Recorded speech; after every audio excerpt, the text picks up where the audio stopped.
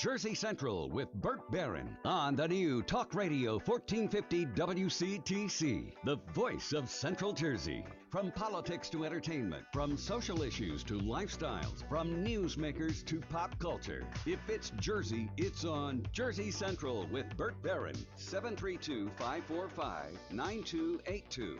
Or toll free at 888-545-9282. 737 back on Jersey Central. Mark Rosman, Greater Media Newspapers, will join us in just a moment here for our weekly Read All About It segment. We're going to cover two things that are going up in Jersey. We'll talk about that. We do have another contest to get to a little bit later on. $50 gift card to Designer Lighting and Fan in Edison. We'll give that away. And we've also got the continuation of our interview series with the New Jersey Film Festival. We're going to talk to a couple of filmmakers coming up after 8 o'clock as well. All right, so stay with us. Let's get right to the Raritan Bay Medical Center Jersey Newsmaker Hotline. And let's welcome in Mark Rosman from Greater Media Newspapers for Read All About It. Hello, Mark. Good morning. How you doing? I'm fine, Bert. How are you? I hardly recognized you with the pink wig on the website. Perfect picture. Well, it kind of has a slimming effect, you know. People tell me that the pink wig has a slimming effect, so thank you for that. Much appreciated. All right, let's get right to Read All About It. First story we have, East Brunswick, proposal of a water storage tower. Why would people be opposed to having a water storage tower there, Mark? Well, this is an article that appears in this week's edition of the Sentinel in East Brunswick, and it is, I guess what you could say is a classic residence versus township council situation. The East Brunswick Council has proposed the construction of a 1 million gallon water storage tank near Henry Street, a project they say would cost a little bit more than $3 million. And the reason they're proposing it is because that side of town, the west side of town, is served by water lines that run under the New Jersey Turnpike. Those lines are approaching 50 years of age. Township officials are concerned that if there was a problem with those lines, a break of some type that necessitated a long-term repair, the west side of town might have inadequate water flow. So they want to build this water tank. Now, you've got residents in that vicinity, some of whom are objecting on the grounds that the construction of a water tank may affect property values, might affect the environment. They're working off a feasibility study that's a couple of years old. The council says they've got some updated information that they're going to provide to residents, and hopefully when this comes up later in the month, this may come to a head of some type. Now, I wonder if you remember the water tower, Mark, that used to be down there off Route 22 in the Parkway. I think it was in Union, had the distinction of being, that's the tallest water tower in the United States or something. I don't know if that's still the distinction or not, but, I'm sure there was a concern there, too, about property values and just aesthetics and whatnot, and it seems like things kind of just went on.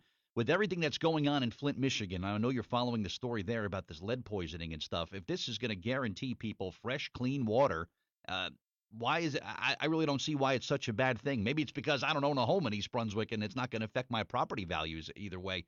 But I would think that being able to get people water without any sort of interruption, you mentioned about if something happens under the turnpike, there's going to be big problems.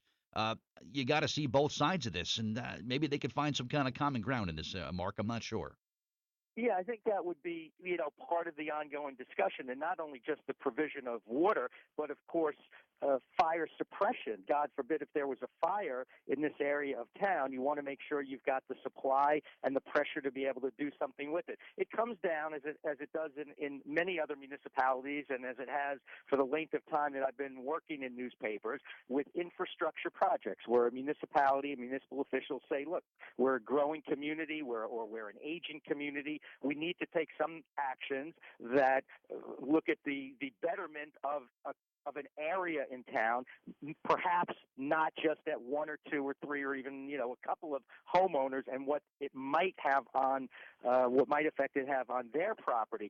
So it is that type of a debate where, as you say, perhaps there's some type of a compromise, or perhaps there's some type of alterations in the plan, but the real story, the real bottom line is that you've got township officials who say that they need to take a certain action to ensure that the safety of residents would be insured. And so that's what I think it comes down to in this particular case. And it sounds like to some extent, too, Mark, it's the NIMBY effect, right? The old NIMBY, not in my backyard, right?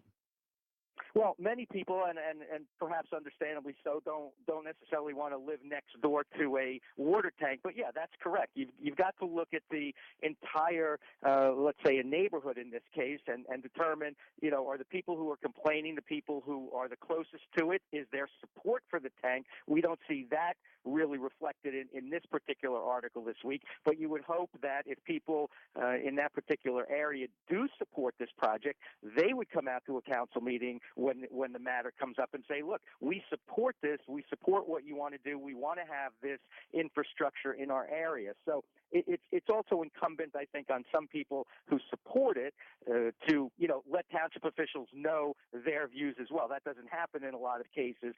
Typically, the people who object are the ones who come out and make their feelings known, but the municipal officials are the ones at the end of the day that need to make a decision based on what would be best for the entire community. Yeah, we've seen this over the years with prisons or landfills, and now it's water towers, but a compromise needs to be reached. And you can read that entire story online at gmnews.com, of course, along with all the stories. Mark Rossman's with us. It's Read All About It here on WCTC.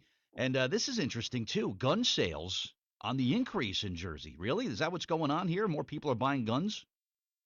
It is, and this is an article that appears in all of our papers this week, a regional story, and I can tell you that we spoke with many people on the topic of guns to try to get a bit of an idea of what's going on. In New Jersey specifically, some of the police departments that we've spoken with say that they are issuing more permits for guns. You need to have a permit before you can go out and obtain a weapon. Gun dealers, firearms dealers are saying that they are seeing more people buying the weapons. In some cases, kind of the way they're portraying it is that people see what's going on with some of these shootings around the country, and people are reacting to that. One of the things that is an interesting aspect of this story is the fact that although you might be able to purchase a gun in New Jersey, getting a permit to actually carry it somewhere with you is next to impossible.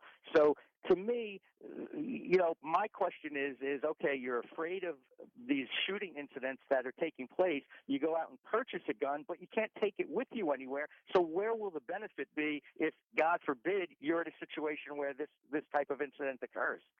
This is interesting, and it seems like as the national debate continues, Mark, when people are talking about guns, there's an incident that happens, whether it's a San Bernardino or, heaven forbid, a Newtown, Connecticut or something, where the dialogue about guns issues and gun rights and gun laws, all of a sudden kind of you see an uptick in that.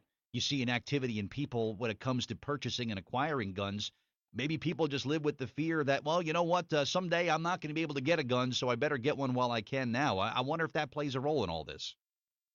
It does. And again, whether or not their ability to purchase a gun, which is all fine and good, but if they have it in their house, unless something happens at their house, I'm not sure where they're going to actually put that gun into use. But as you say, it may just come down to a person, and it does in some cases because it's reflected in the article of people saying it's my right to own a gun. That's fine. It is your right to own a gun, but whether or not you can actually secure the permit in New Jersey to carry it with you anywhere that you could use it is really one of the issues that maybe people overlook sometimes when they're only looking at that question of it's my right to own one. Yeah, and the debate goes on. A great article. It's across the board in all the papers this week, and you can read it online too at gmnews.com. Mark Rossman, as always, thank you, sir, and we'll talk again next Thursday for another installment of Read All About It, sir, okay? Take care, Bert. Have a great week. You too. Thank you. All right, Mark Rossman, Greater Media Newspapers.